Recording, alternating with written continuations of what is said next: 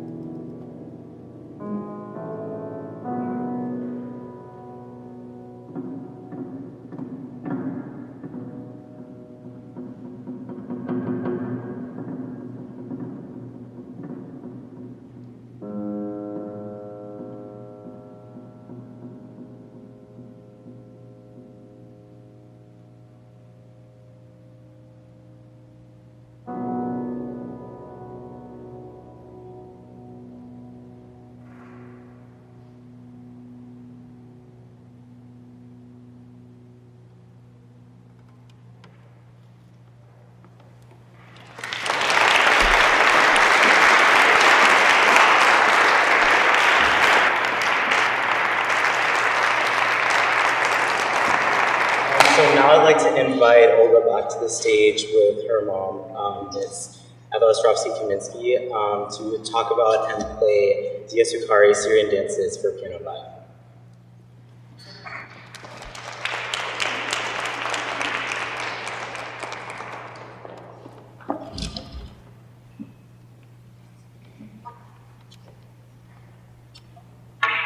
The next piece is Lea Succari's Syrian Dances for Violin and Piano. Succari was born in Aleppo, Syria in 1938 and died in Paris, France in 2010. Succari's music is based on maqams and scales traditionally used in Arabic music. Succari's music combines the musical traditions of his Syrian heritage with Western harmonies influenced by Debussy and Ravel. Enjoy.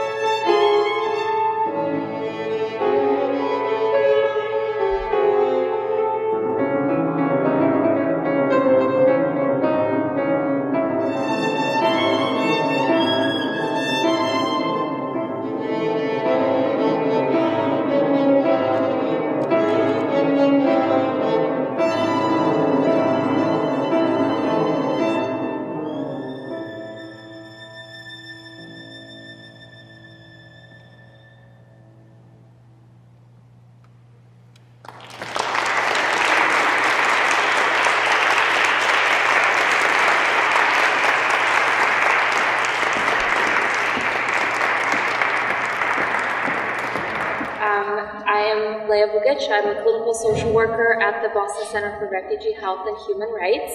And with me I brought my colleague, Eliza Keegan. She's our data coordinator, so keeping track of all the important outcomes and things that we do to make sure that we're actually doing the work that we're doing. So we want to first of all say thank you for having us, Avik. This is a wonderful surprise when I heard that this was being put together, and to have this amazing event and this turnout of people to support the refugees and asylum seekers here in the Boston greater area is just not only heartwarming because I work with refugees and asylum seekers, but also because I'm a refugee myself and wanted to do this work because I wanted to kind of have this full circle of being able to come here and adjust myself, and then now I get to give back and help other people do the same and hopefully prosper as well.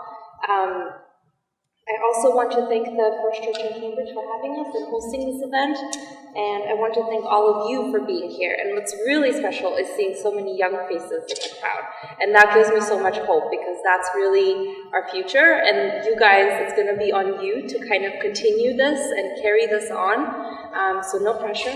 But, you know, it's always kind of nice to see that there's kind of a continuation of things and that things don't end with one generation. So to tell you a little bit about our program, the organization I work for, we work with mainly asylum seekers and refugees from really all over the world. We help people from Syria, a lot of people from very many countries in Africa, Zimbabwe, Uganda, Ethiopia. We work with people from Bosnia, just like where I'm from. And what all these people really have in common is coming here looking for a new start and coming here looking to start a better life. And so when we think of that, it's kind of, you know, you leave all your belongings and kind of pack what you can, which I also did as a child, and you come to this brand new country and you're hoping that you kind of get this fresh start. And that's not always the case because you have maybe medical issues and maybe you have now mental health issues based on what has happened to you, including being tortured and surviving that torture. We see a lot of people who have gone through those experiences. So you can now imagine if you come with physical difficulties after that and also mental health needs. And so kind of being dropped, excuse me, in this place, it's really kind of neat that we have the opportunity at our center to be inside Boston Medical Center. So we have the opportunity to give this holistic service to our clients. So not only are we helping them with mental health services, but we're also connecting them to a primary care doctor. We're also connecting them to special needs doctors if they have any conditions that need more kind of attention and expertise. And then on the other end, we're also helping them with kind of case management, kind of things that you don't think about a person would need, like toiletries, right? So we have people come in and sometimes they do even have a toothbrush. And so those are some things that we're able to provide thanks to many donations that we get. And so deodorant, toothbrush, toothpaste, and things that, razors, that you think like, okay, everybody has that, but not somebody who's just left their home country and kind of is here and doesn't have anything. The other things that we provide are also English classes, and so helping people learn English quicker, connecting them if they can't come to Boston Medical Center, have them go to a community center where they can continue learning English if that's a need. We also provide a food pantry, so access to food. We're lucky, we have that in the hospital, and we can refer our clients to get food, and a lot of the times what happens is when you come here as a newcomer, you don't know a lot of people, and a lot of our clients actually get housed with complete strangers, and out of the goodness of their heart, they'll say, you can stay with us for so many months, but then you kind of get this feeling of, okay, time's kind of ticking, they probably want me to leave, and so it's really nice to be able to kind of bring food and be able to provide something for the household, even though you can't purchase it yourself, be able to get it at the food pantry and say, okay, I cooked a meal tonight, and I'm feeding everyone, thank you for letting me stay here for free. And then the big piece that we offer is, of course, mental health services. And what's really special and why I love my job is that when you think of like therapy, I'm sure most of you think about like the one-on-one, I sit in a chair, you sit in a couch, and we talk, and I take notes. that happens. But the other part is that not everybody likes to talk. And so why I'm really lucky, I get to do art in my sessions. So art therapy has been a great kind of avenue and vehicle to get people to talk about what they've just been through and kind of even process that. I've used music in sessions. I've danced with clients. They've sung in my session. So it's really kind of this open forum to have people explore what is my way of being able to express what I've just been through. And it's a lot. And sometimes words just don't do that. So being able to kind of be flexible in that way and being able to provide even healthcare, because a lot of the people that we see, if they're asylum seekers, they are not eligible for a lot of aid. So being able to connect them to at least kind of a safety net system where they at least can see a doctor, they can at least get some mental health, they can get some food, they can get a Charlie card, they can get some toiletries. And we also have a career development department that kind of prepares them. What is it even like to go to work in an American society? What does it mean to shake a hand? What do I have to dress like? All those kinds of things that we don't think about. It's brand new, even building a resume. So kind of all those things we provide, and we really kind of have this over kind of umbrella of what we call radical hospitality. And so what that is, that basically to me, that means that I welcome a client in our door the way I would welcome a friend to my house. And so it's not a doctor's office where it's like, okay, go check in, go sit down, right? That's not what you would do if somebody came over to your house. That'd be pretty awkward. So you say, come on in, how are you doing? Take off your shoes, can I get you something to drink? Right, it's kind of like that warmth, and we really kind of approach everything we do in that way. So that our space that clients come to, it's a space that's safe, it's a place that's warm, it's a place where you feel like, okay, these people understand me. And beyond all the things that we provide materialistically, such as those things and trolley cards and blankets and things like that, one thing that I found was even more powerful than that is just recently a client of mine no-showed to one of our appointments. I was kind of worried because I haven't heard from her. So I called her, and she'd actually been in her house for a whole full week, isolated herself, was not able to go outside due to fear of being followed and fear of kind of paranoia and hallucinations that she had. And so has not left her room in 1 week. And that one phone call that I made, she came back to the session to see me about a month later. We were able to get her medication, but she came to see me and said, you know, it was after your phone call that I actually realized I can step outside. And what I realized was that somebody knew I existed. Like somebody just picked up the phone and said, hey, are you okay? You missed our appointment. And that kind of made her realize she's not alone. And so we can really think of things like in a grand scheme of things, but we can take little things, even on the street or a subway or a bus. You see someone struggling, just being like, do you need some help? Can I help you find something? Right? So those little things that make people feel like, oh my God, I'm not invisible. I actually exist.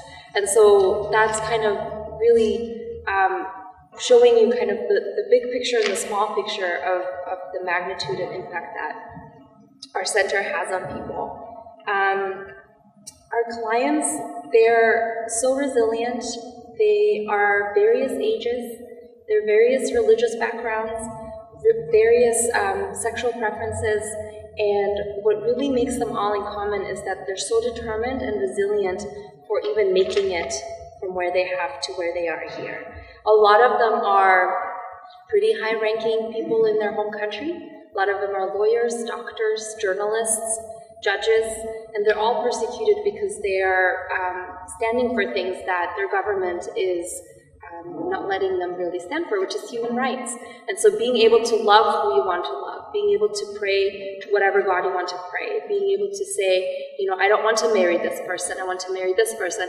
And so, you know, speaking out against those things makes them targets by their state. And so they get really taken away and detained and tortured by their government, by their police. And so to be able to kind of live through that and then come here and carry on with life just shows the resilience that they have. So with all the challenges that, and I want to read this because I really want to get this point, with all the challenges facing our country at this time and much of the unwelcome rhetoric in the media about immigrants and refugees and asylum seekers, it's even more important that events like this one take place and continue to take place. so that people who are coming here to seek a better life know that we support them. They are welcome. Avik is an excellent example for all of us, bringing us here together this evening and demonstrating his commitment and leadership for organizing this incredible event. He's truly an inspiration to me, and I hope to all of you, and I hope to our community as a whole. And it's my hope and our clients' hope that events like this continue to happen, I'm talking to that row, and so that we can have a brighter future for so many. And I thank you all so much for taking the time, and I hope you really take in what you've contributed by coming here today. And it really is such a grand gesture, and our clients are forever thankful for the things that you've done. Thank you.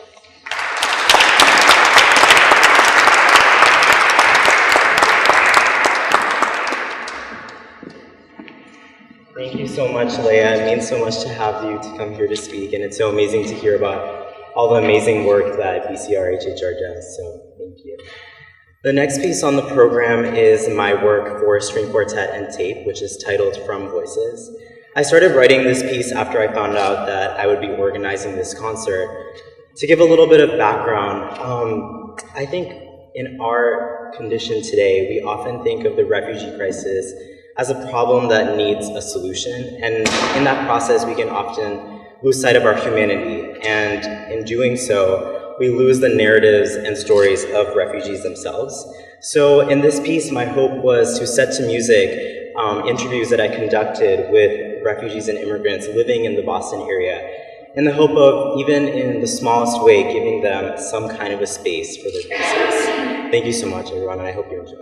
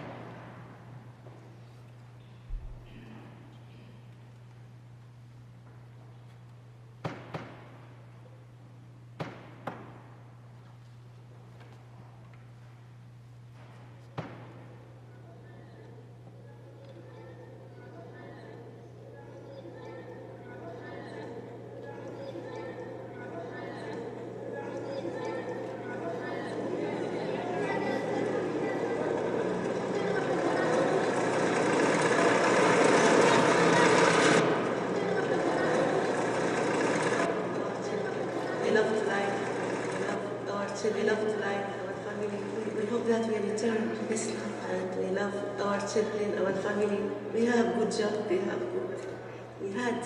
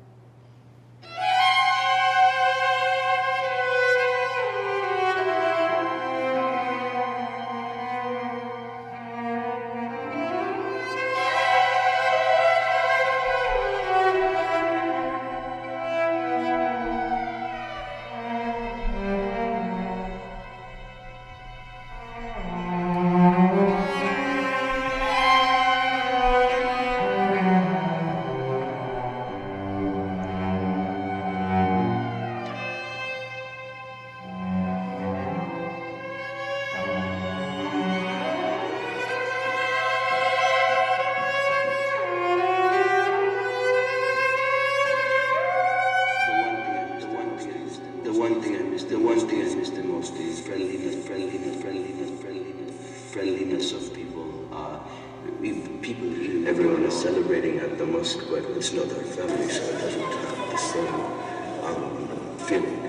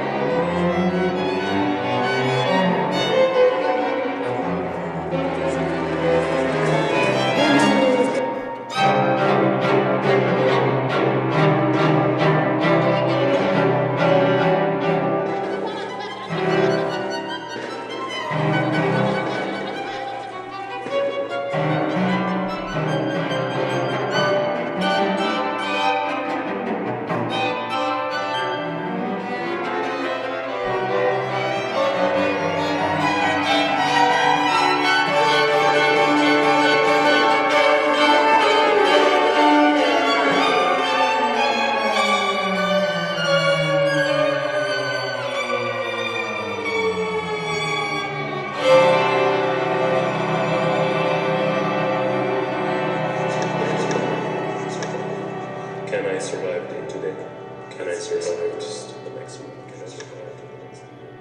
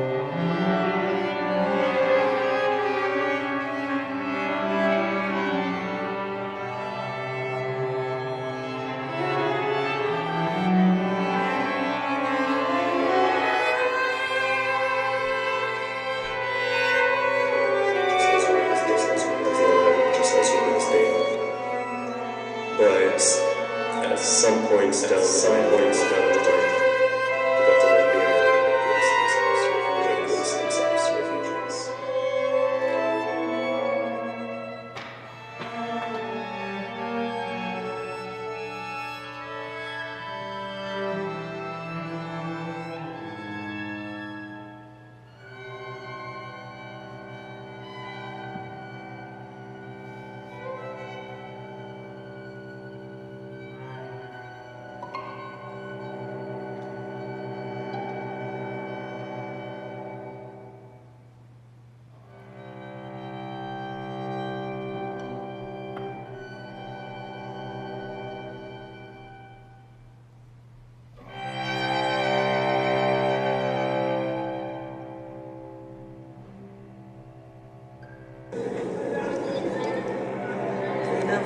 Children, our family, and we hope good future. We love our children, our good future. Not for me, but our children.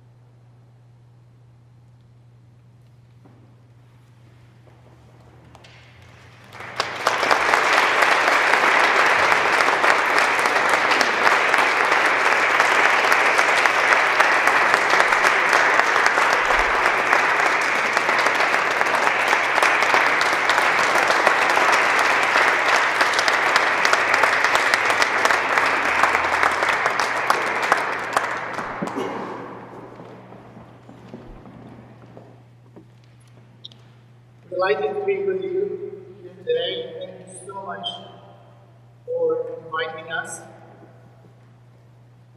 for the Layaali Arabic Music Ensemble. On the very right is Jamal Sinnour from Lebanon on the panel, and Saeed Furi, also from Lebanon, on the oud. My name is Michelle Shafik, and I'm from Palestine. I'll be playing percussion.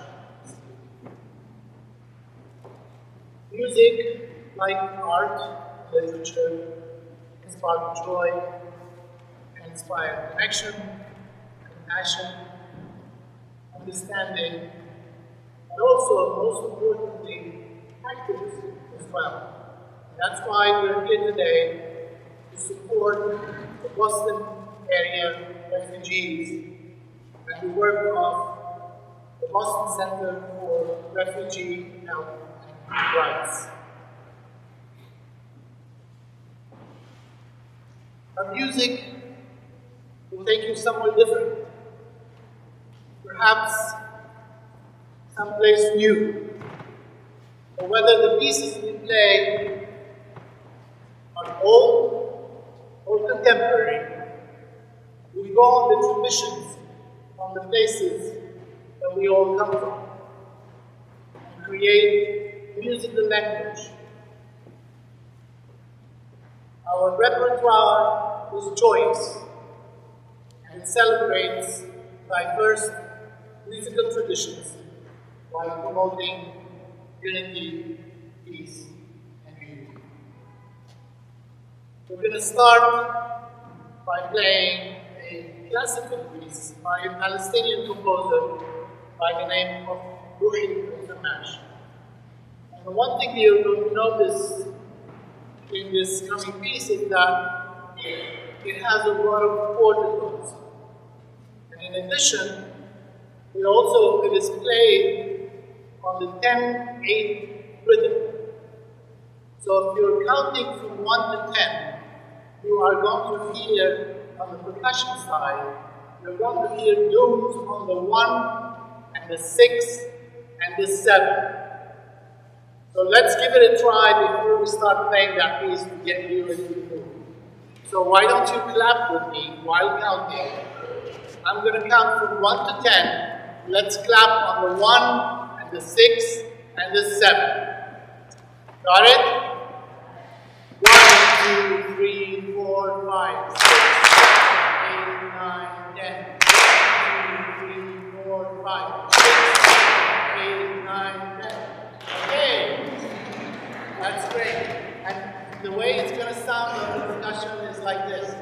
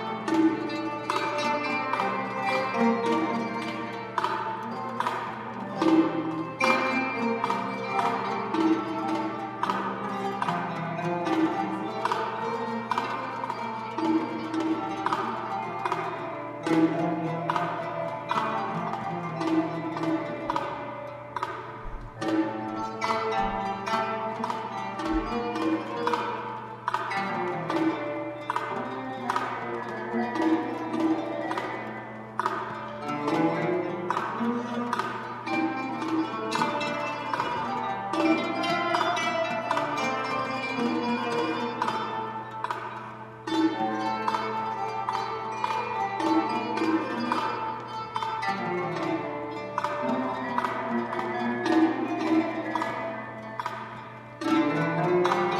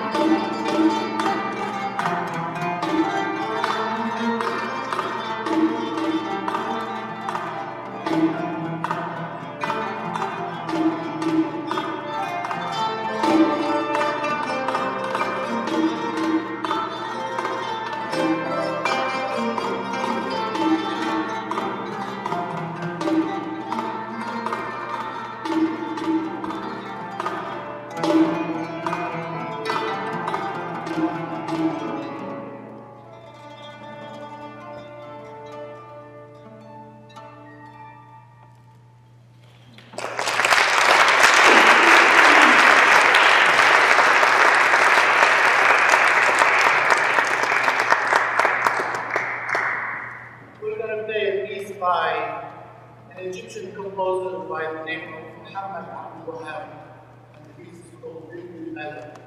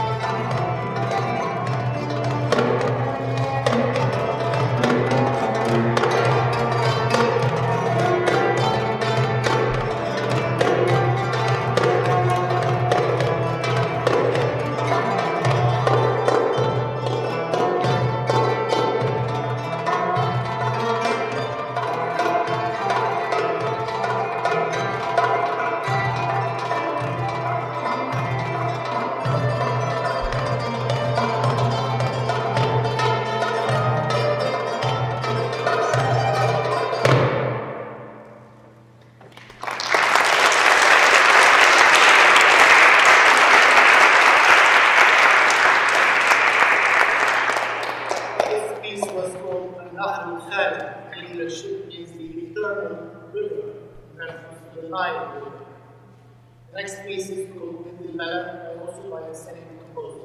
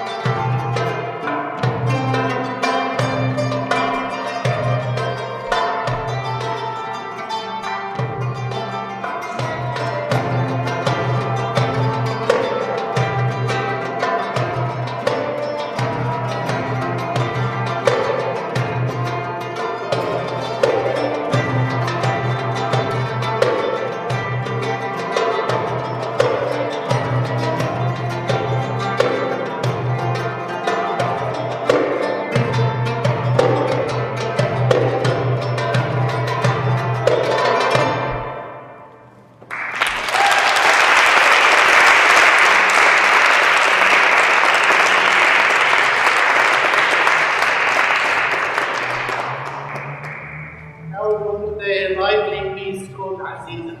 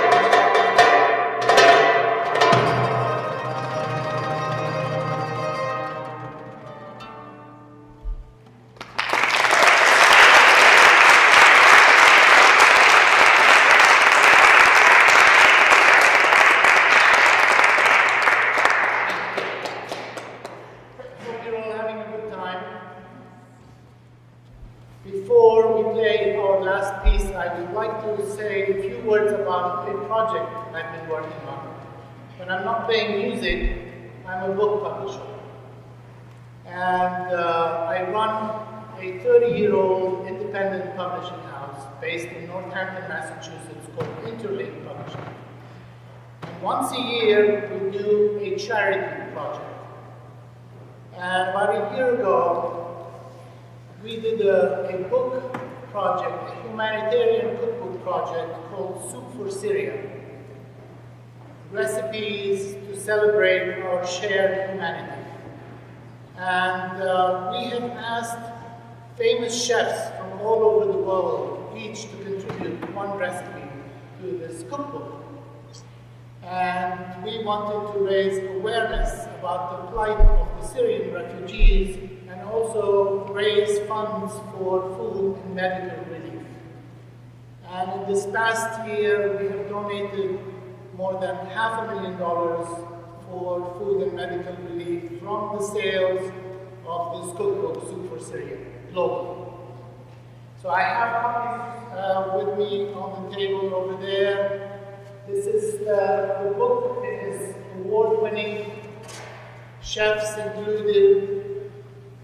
It's $30, and tonight we are donating part of the proceeds, $10 of every book, to the Boston area refugees, and $20 will go to Syrian American Medical Society that's doing great work in refugee camps in Syria and elsewhere. This year's humanitarian project is called The Immigrant Cookbook, Recipes That Make America Great.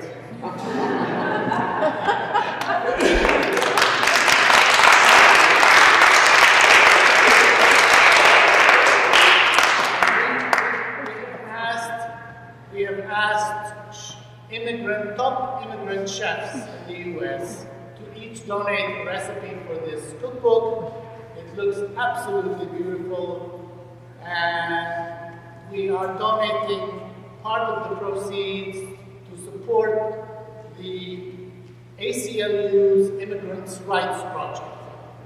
So again, this book is available over there. So now, without further ado, we're going to play our last piece. It's called Logda Riyal.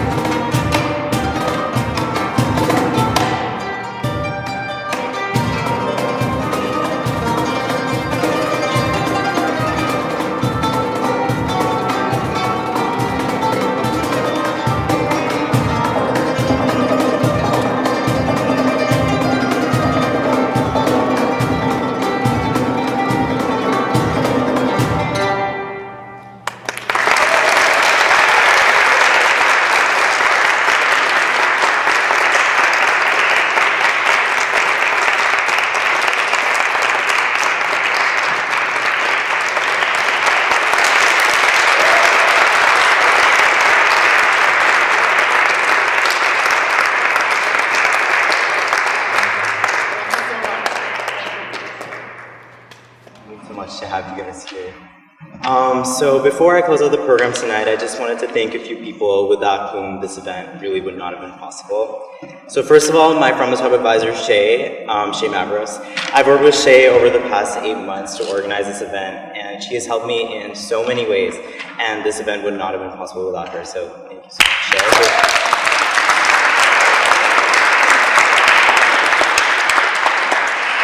And all my teachers who have given me so much feedback, so much support in the process of organizing this. My piano teacher, Mana Tukuna, who worked with me, and my composition teacher, Alaquan, who couldn't be here tonight.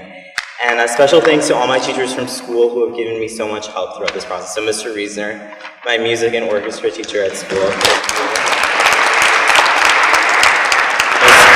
Krause, my advisor and English teacher. Ms. Thompson, teacher. And also Ms. Sanderson, my French teacher and community service mentor, and Ms. Abu Shakra, Arabic teacher.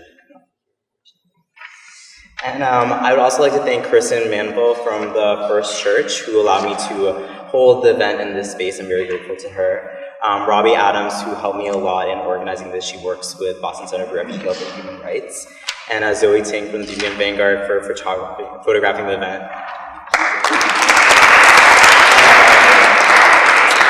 And Carlisle Videography for recording the event. So thank you.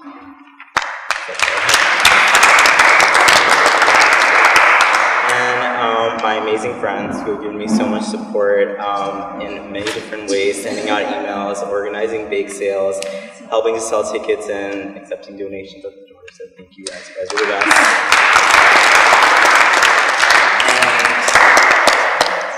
And of course, the amazing musicians who performed tonight, Marissa Licata on violin, everyone.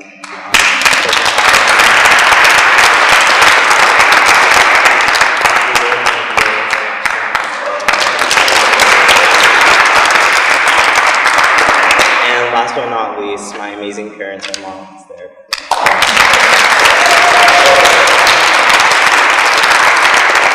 They have helped me in an unimaginable amount of ways, and I'm not exaggerating when I say that this would not have happened without them, so thank you.